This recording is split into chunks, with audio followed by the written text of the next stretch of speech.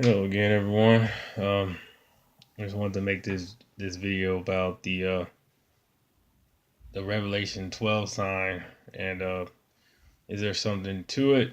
Um, is there something that we have to be prepared for? I know if you pay attention to YouTube and some of these various Christian channels, you see that people are pointing towards these stars formation to actually say that that's the Revelation 12 sign. If you're not familiar with the Revelation 12 sign, we'll go into that a little bit right now. But I'm just curious to know if that's something that really that we have to look towards, or is that something else? So we'll see. Personally, I think it is very interesting, and I would love to be out of here at that time because I think to believers, we really see how bad things are right now in the world, and these are the last days, no doubt about that. Um, but I don't know if these are it. This is it for us, as far as the last days. I know they said, there's going to be a post tribulation, a pre tribulation rapture, mid tribulation, and post trib. You know, um, I think I think the word kind of points towards a little bit of tribulation, and then the Lord will come back. A little more than we're going through right now. I know there's some persecution of the church, not necessarily where we are, but there's persecution of Christians in this world currently right now. Um, so I think there's some persecution, but I think there's supposed to be more. Maybe even in this country, in the U.S. So just something to consider, and we want to get into that right now, basically, and hopefully this will shed a little bit more light on the situation. So if you go to Revelation chapter 12, we're going to read exactly what it says for that, according to the Revelation 12 sign. So it says here that John said the woman, here it says the woman and the dragon, in, Revelation chapter 12. A great and wondrous sign appeared in heaven. A woman clothed with the sun, with the moon under her feet, and a crown of 12 stars on her head. She was pregnant and cried out in pain as she was about to give birth. Then another sign appeared in heaven, an enormous red dragon with 7 heads and 10 horns and 7 crowns on his heads. His tail swept away a third of the stars out of the sky and flung them to the earth. The dragon stood in front of the woman who was about to give birth, so that he might devour her child the moment it was born. She gave birth to a son, male child, who will rule all the nations with an iron scepter, and her child was snatched up to God and his throne. The woman fled into the desert to a place prescribed for her by God, where she might be taken care of for 1,260 days. And there was a war in heaven. Michael and his angels fought against the dragon, and the dragon and his angels fought back. But it was not strong enough. But he was not strong enough, and they lost their place in heaven.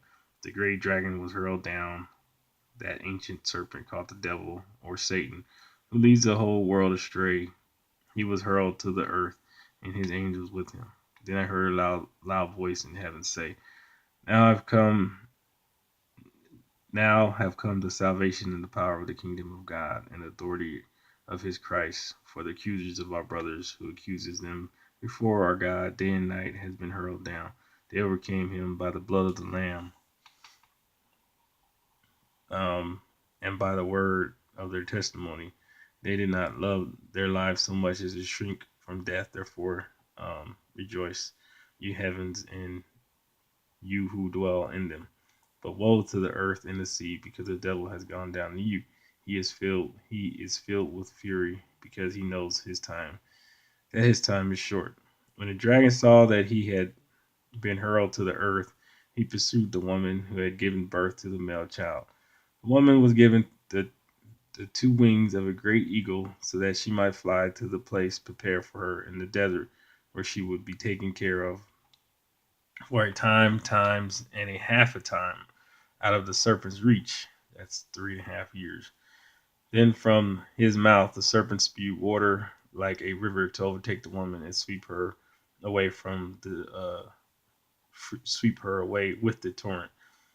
But the earth helped the woman by opening its mouth and swallowing the river that the dragon had spewed out of his mouth. Then the dragon was enraged at the woman and went off to make war against the rest of her offspring, those who obey God's commandments and hold to the testimony of Jesus. And the dragon stood on the shore of the sea. So that's the whole chapter 12. Now, when they talk about the Revelation 12 sign, they're only talking about the very beginning of chapter 12 here. Um, so everything does kind of line up. A woman clothed with the sun, with the moon under her feet, which is saying that's a constellation of Virgo. And the moon is under her feet, and the sun is on top of her shoulder, kind of clothing her. And feet and a crown of 12 stars on her head. The 12 stars are the constellation of Leo, which is 9 stars, pretty much 9 major stars, and then 3 wandering stars. I think it's three planets, making up the 12. So they don't really mention too much about the dragon part, which is kind of weird. A lot of them don't mention the dragon part. It says she was pregnant and cried out. So they're saying she's pregnant with the planet Jupiter. The planet Jupiter has been gestating or rotating inside the stomach for 9 months, and then that's when it comes out at on the 23rd of September. So they're saying that's when it's being born. Pregnant, and an enormous red dragon with 7 heads and 10 horns and 7 crowns on his head. Then another sign appeared in heaven. His tail. So that's a different sign in heaven, but they don't mention that sign in heaven. Now, some people mention that sign in heaven, saying that the dragon is supposed to be a wandering planet of, like, what is it, Nibiru or some other thing that's out there that NASA is trying to hide. So they're saying there's something out there that's actually in that position that they call a dragon, and it's trailing these little asteroids or something. That's the 7 heads and the 10 horns and the crown. So they're saying that's what that is. A lot of the other people don't even mention the dragon. Don't even mention the red dragon at all. So they're saying it's an enormous red dragon here. It's clear in the gospel in Revelation. So I know they want to focus on the sign, the September 23rd sign of the Revelation 12 woman sign, virgin sign. But you can't just take one part of it and not really include anything else just because you want something to happen so much. A lot of these things happen throughout this time, and it really kind of it does kind of cause some people to probably get discouraged or even fall away. You got to be very careful with that. We all want this to happen so much, but you got to be very careful. I mean, they talk about the blood moons, and now they're going into the whole eclipse that's happening like a month prior to this Revelation 12 sign, which is next month, August 21st, I believe, is the first eclipse. And 7 years later, there's going to be another eclipse that's going to cross the nation, make like a big X over America. I think that's a very telling sign for sure. Um, and they're saying that could be the sign of coming judgment of America. People question what America is and what the sign of mystery Babylon, which is in Revelation a little bit further here, and what nation is mystery Babylon. Some people don't know if that could be America or if that could be the Vatican. We don't really know, but it's most likely one of the two. Um, so just have to be very, very cautious with that. Now, when we look at this particular Bible, which is a New International Version, it's a student Bible, but it talks about that sign right there is just basically describing the birth of Jesus. Like he just saw a vision of the birth of Jesus. And maybe that's a dual meaning. Maybe it's the birth of Jesus. 'Cause obviously Jesus was born. They fled. Satan tried to take him. Tried to take him over. I think through King Herod, I believe it was. Tried to kill him. Then they had to flee to Egypt. Um, Joseph and Mary. So I mean, maybe it's kind of it can be have a dual meaning. Maybe about the actual New Testament um, account of Jesus' birth, and then maybe about the stars as well. It could maybe be both, you know. But so I mean, because it talks about the stars being swept away. It's talking about when Satan lost his seat in heaven. I mean, it talks about all that. And he took 1/3 of the stars away. With his followers, stuff got cast down to earth. Then it says here, then the dragon was enraged at the woman and went off to make war against the rest of her offspring. So there's more offspring. So is that the ones that's left behind? I mean, after the rest were taken away, I mean, there's so many questions. Those who obey God's commandments and hold the testimony of Jesus. So I mean, I know there's supposed to be the tribulation saints. Maybe they're talking about the tribulation saints. Um, so that's very definitely very interesting. But so let's go into how we know when Jesus can actually return, because it doesn't really say that this sign here that is talking about Revelation 12 is actually when Jesus is supposed to be returning. It says he well, they're saying it's saying when she gave birth to the son, a male child who will rule all the nations with an iron scepter. That's Jesus, and her child was snatched up to God, to his throne. And they're saying that part right there to snatch up to God's throne to escape, I guess, the red dragon is the rapture. So, I mean, it's kind of going into interpretation that, I don't know, it's just, you got to be very careful. You got to be very careful, you know. And I just wanted to go over here, skip over to Revelation 21 really quick, and go here that say who he in Revelation 21 verse 7, chapter 21 verse 7. He who overcomes will inherit all this and will be his, and I will be his God, and he will be my son. He who overcomes. So I mean, you definitely gotta overcome whatever is going on, and you gotta be careful. And so it's like it's definitely not gonna be easy. It's gonna be, you know, gonna be strong. You gotta be strong in those times.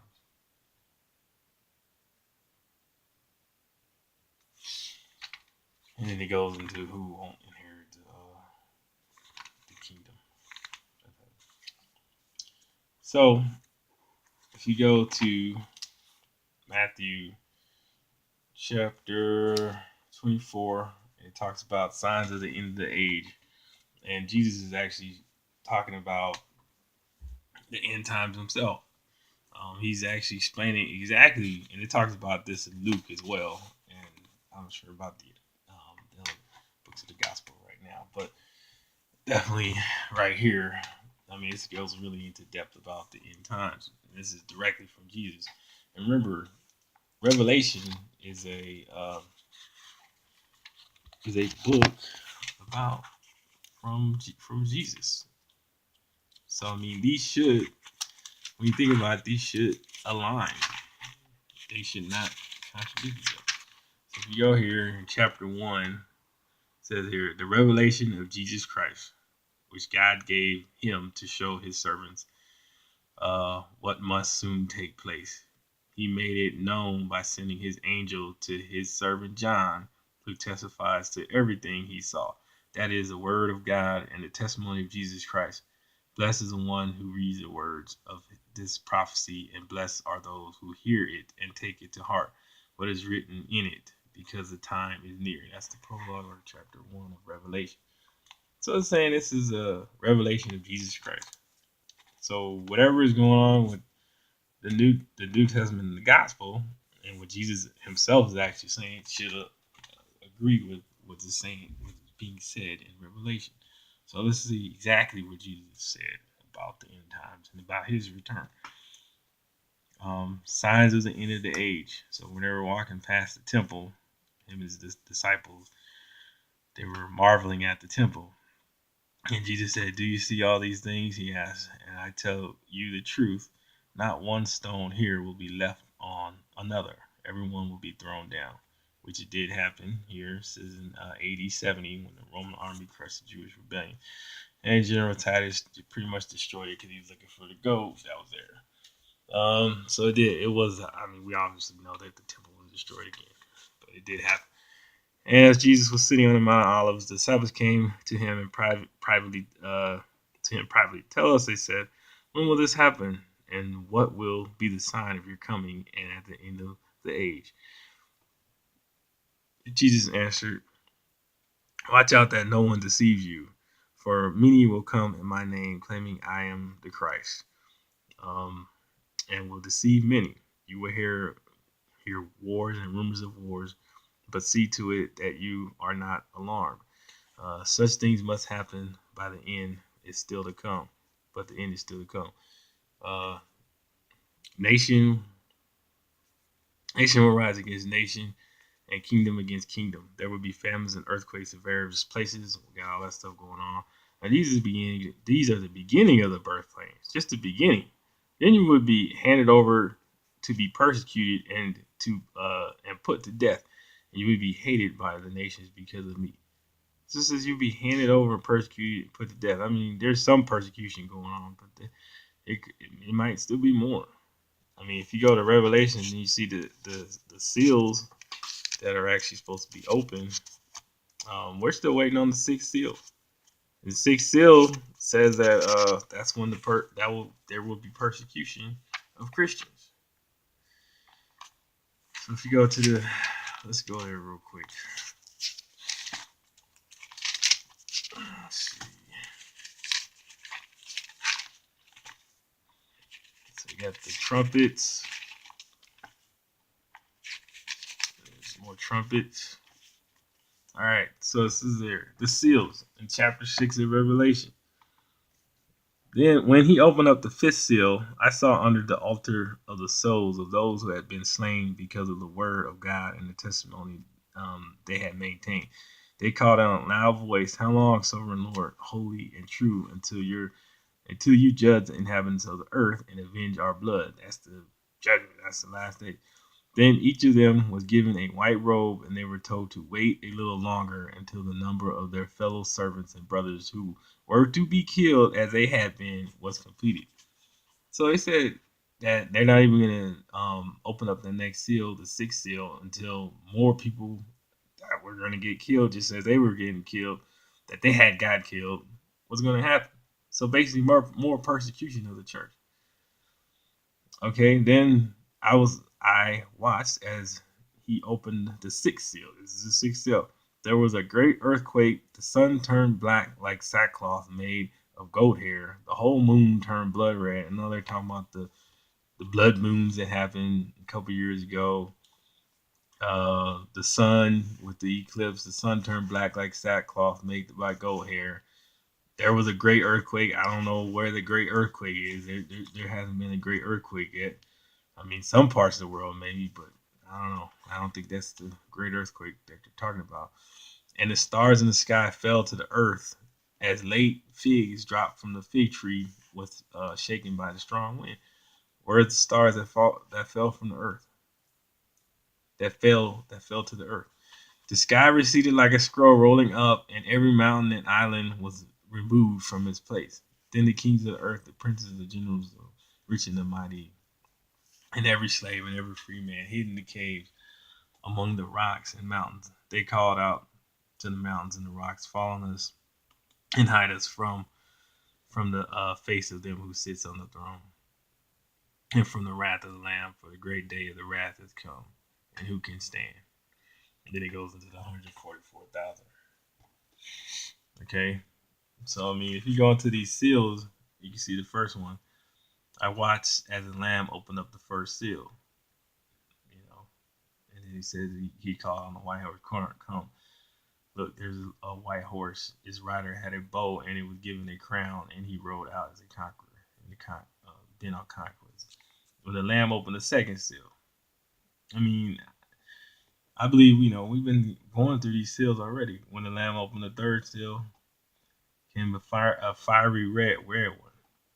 Its rider, that's the second seal, was given the power to take peace from the earth and to make men slaves of it. To make him was given to him was given a large sword. So that's to make war. Then in the third seal, I heard the third living creature say, "Come." Looked at it, looked, and there before me was a black horse. His rider was holding a pair of square scales in his hand. Then I heard what sounded like a voice among the four young creatures saying, "A quart of wheat a day for a day's wage, and the quarts of barley a day for a day's wage, and do not damage the oil in the wine." Okay. When the lamb opened the fourth seal, I heard the voice of the fourth living creature say, "Come." I looked, and there before me was a pale horse. His rider was named Death, and Hades was following close behind him. They were given power over a fourth of the earth to kill by sword, famine, and plague, and by the wild beasts of the earth. So basically, just total pestilence. Okay, that's before the fifth seal, and we didn't get to the sixth seal yet. Like I said before, so um, just something to think about when we're talking about these end times, and all these seals are before the trumpets. Remember that. We didn't get to the trumpets yet. I mean, you're talking about God's wrath and the judgment. I mean, in the tribulation, in the last days. I mean, there's a lot of things that supposed to be got to take place or will take place. Um, so back to Matthew 24. Then, like I said, then you will be handed over, persecuted, and put to death, and you will be hated by all nations because of me. You'll be hated. And that time, many will turn away from the faith and will betray and hate each other, and many false prophets will appear and deceive many people. Because of the increase of wickedness, the love of most will grow cold. But he who stands firm to the end will be saved. And the gospel of the kingdom will be preached in the whole world as a testimony to all nations, and then the end will come. So I mean, it has to be out to all nations, the whole world. So I mean, I think it's kind of out there, but it's still probably a lot more that we can do, and we can actually get the word out even more to the rest of the world. Um, but as far as staying close to the end, I mean, standing firm into the end, I mean, you definitely have to do that. And there is an increase of wickedness and people growing cold. Um, then the Lord goes into the abomination that causes desolation, as it says in Daniel. So I mean, all this stuff has to take place.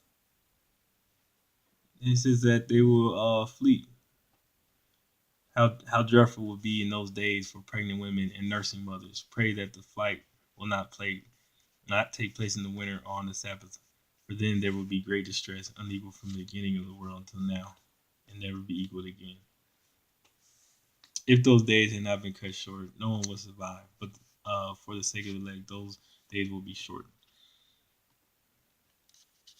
At that time, if anyone says to you, "Look, here is the Christ," or "There he is," do not believe it. For false Christs and false prophets will appear and perform great signs and miracles to deceive even the elect, if that were possible. See, I have told you ahead of time. So if anyone tells you, "There he is out of the desert," do not go. Here he is in the inner rooms, do not believe it. For as lightning that comes from the east is visible even in the west, so will the coming of the Son of Man. Wherever there is a carcass, there the vultures will gather. Immediately after the distress of those days, the sun will be darkened. So after all this, the abomination that causes desolation, um, basically means that's the Antichrist standing in the temple. I mean, when all this stuff happens and they flee, and you got all these false prophets, false Jesuses, everything. Immediately after distress of those days, then you get the sun will be darkened and the moon will not give its light. The stars will fall from the sky and the heavenly bodies will be shaken, as it says in Isaiah. At that time, the sign of the Son of Man will appear in the sky, and all the nations of the earth will mourn. They will see the Son of Man coming on the clouds of the sky with power and great glory, and he will send his angels with a loud trumpet call. They will gather his elect from the four winds and from one end of the heavens to the other. Now learn the lessons of the fig tree. As soon as the twigs get tender and its leaves come out, you know that summer is near. Even so, when you see all these things, you know that it is near, right at the door. I tell you the truth, this generation will certainly not pass away until all these things have happened. Heaven and earth will pass away, but my words will never pass away. Um, so it says all that stuff has to happen. Then these things had to happen. The sun being dark, um, the heavenly body shaking, the stars falling, and then it says it will be a great sign of the Son of Man will appear in the sky, and all nations will on the earth will mourn. They will see the Son of Man coming on the clouds on the sky with power and great glory. So I mean, you get the trumpet call. I mean, you have to go through all this stuff first: the persecution, the death, the abomination that causes desolation, the darkening of the sun. Boom. Then you'll see the great sign. So I mean, I don't know if we saw all this stuff yet. I mean, I think there's still more to go. You know. So it says here, the day and hour unknown. No one knows the day or the hour, not even the angels in heaven, nor the son, but only the Father. As it was in the days of Noah, so will it be at the coming of the Son of Man. So that says the days of Noah. So, I mean, we could go into Genesis and look up exactly what it was like during the days of Noah. So if we go to Genesis and we go to chapter 6 and we say verse 5. The Lord saw how great man's wickedness on the earth had become, and that every inclination of the thoughts of his heart was only evil all the time. The Lord was grieved that he had made man on the earth, and his heart was filled with pain. So the Lord said, I will wipe mankind, um, whom I have created from the face of this earth, men and animals and creatures that move along the ground, and birds of the air, for I am grieved that I have made them. But Noah found favor in the eyes of the Lord. So, I mean, that's the days of Noah. Um, which is just wickedness on the earth.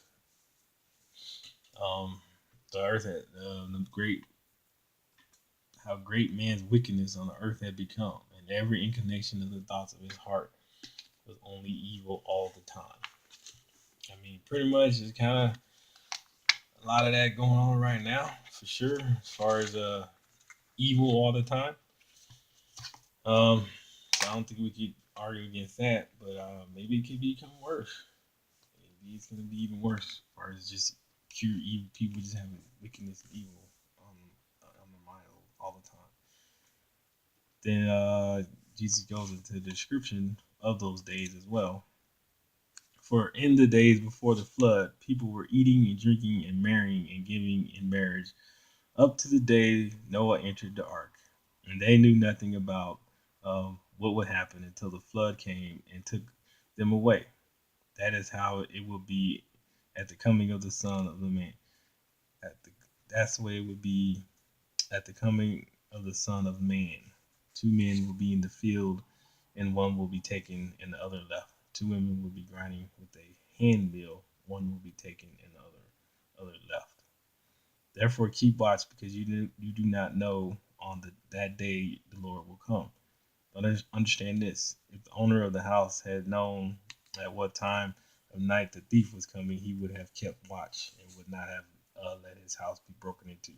So you also must be ready because the Son of Man will come at an hour when you do not expect him. Who then is the faithful and wise servant whom the master has put in charge of the servants in the household to give them their food at the proper time? It will be good for that servant whose master finds him doing so when he returns. I tell you the truth, I will put him in charge of all his possessions. But suppose that servant is wicked and says to himself, "My master is staying away a long time," and he then begins to beat his fellow servants and to eat and drink with drunkards. The master of that servant will come on a day when he does not expect him, and at an hour he is not aware of. He will cut him to pieces and assign him a place with the hypocrites, where there will be weeping and gnashing of teeth. And then it goes into the parable of the 10 virgins of being prepared to have oil in your lamp. Um, so it says right there. Obviously, it says it's going to be a surprise to the people that do not believe, who are living in the world, who are basically blind, and the people that who believe will have a sign they will know. The lessons of the fig tree. As soon as the twigs get tender and the leaves come out, you know that the summer is near. Even so, you see all these things, you know that it is near, right at the door. I tell you the truth, this generation will certainly not pass until all these things have happened. So you have signs for the people that know what to look for. Um, Now it says that people will pretty much be living their lives normally, but you know it says that they will also be a wicked generation, a generation focused on evil. So they'll definitely be blind. They won't be aware of anything. So when the Lord does return, it will be a surprise to them. They'll be fearful. They'll be scared. But for believers, they will know because they'll be watching. But over here it says that there will be a lot of things that have to happen before he returns. Even though no man knows the day or the hour, no, no one knows about that day or hour. Not even the angels in heaven, nor the Son, but only the Father. Um, yeah, it says that after all these distresses and everything, and the persecution of the church, then the Lord will return. That will be a great sign, and then He will return. So I know they're talking about the Revelation 12 sign. Is that sign? I'm assuming it says the sun will be darkened. That could be the eclipse on the August 21st. The moon will not give its light. I'm not really sure about that unless it's a lunar eclipse. The stars will fall from the sky. Don't really know about that. Um, and the heavenly bodies will be shaken. Not really sure about the heavenly bodies being shaken. Um, but I mean, it's definitely an interesting sign that they're pointing to for September, but we're just not really sure if that's the actual the sign of Jesus' return. Um, it says a lot of things are supposed to happen before Jesus' return, and like I said, when it describes this, when John describes this great and wondrous sign that appeared above the heaven, they don't really mention anything about the red dragon. You know, so I know some people mention the red dragon, but not everybody mentions that red dragon. Um, And we don't know if that's actually saying that that's the church body being raptured at that time. I mean, like it says here, it says that this could be just a description of when Jesus was born too. Um, and there's a lot of other things in Revelation that they're not even considering, that they don't even look at. Like I said, you got the trumpets, you got the seals, you got so much in Revelation. Then toward the end, of course, you got the tribulation, you got the Antichrist, you got the mark of the beast. I mean, that's supposed to be during the tribulation period. Then you got the fall of Babylon, the mystery of Babylon. I mean, you get so many things, and they're just really focused on that one part in Revelation 12. So, I mean, uh, if the Lord came at that time, I mean, I think it's great. I think it's very interesting how they say that, this is a 777 year, and there's numbers and signs in the skies and different things like that. I think it's true, but um, according to what Jesus said, we had to be going through. The church had to go through a lot of persecution. I don't know if we're going through a lot of persecution right now. Um, I think that there's definitely wars and rumors of wars and different things going on in the world. But it seems like, as far as us as a nation, we haven't really experienced a lot of that stuff. Um, we're just going through political turmoil for the most part right now. Definitely wars and rumors of wars, and the whole economic thing has not happened yet. So a lot of these things haven't happened yet. A lot of people believe that we're supposed to be out of here before that time, but I think that's still pre-trib. I mean, things can still get a lot worse before the tribulation period actually happens. I mean, that tells you how bad the tribulation period would actually be if that's the case. Um, but yeah, I think things can still get worse too. So that's what it says. You got to endure to the end. You got to overcome. So you just got to keep praying. Keep encouraging each other. Stay strong, and don't get discouraged if something does not happen in fall or September, um, or the end of the year. I mean, we don't know. It could go into the next year. I mean, if we're still here, we're just going to start seeing these things start to take place.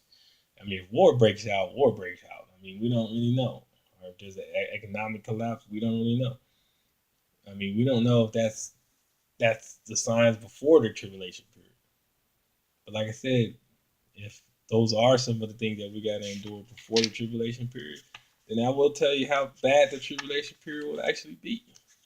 Because the tribulation period is going to be um, um, a lot worse than whatever we're experiencing before the Lord returns. So, I mean, if you're still here for the tribulation period at that time, then you just really have to stay strong. So, I just want to go go over that with you guys for now. I think all this is very interesting. With the two eclipses this year, and then 7 years later, it's like we're putting a big X on America. I mean, I think America will be getting judged, no doubt about that. Is that the 7 year tribulation period? I don't really know. Some people think that it's the start of the 7 year tribulation period, but it's definitely a sign. Maybe it's these two eclipses first, and then the tribulation period. I don't really know. I mean, that's kind of far in the future, and people don't really want to think that far because things are so bad right now. But we don't know. Things could get worse before we're out of here. I mean, I believe me, I would like to be out of here before this stuff happens. For sure. I have family members, that are Christians, believers. I know they want to be out of here as soon as possible too. That'd be great. That the Lord took us away. But I just want to say, don't be discouraged if that does not happen during this time. Just be prepared that you might have to stick around a little bit longer, and like I said, endure, fight to get a fight, endure to the end and overcome. Don't let the enemy try to fool you, just deceive you, and if any kind of false prophets. Be aware of that stuff. Be very aware. All right, hope this helped a little bit. It's getting a little bit long, but I just want to go over that with you guys, and hope you have a blessed day. And if you don't know the Lord, ask the Lord to come into your heart, become saved. Try to fight the enemy attacks. his temptations, and the things of this world. Be separate from the world. Um, Ask him to forgive your sins and believe that he died for your sins and rose on the third day, and ask him into your heart. Um, he wants as many people to get to heaven as possible.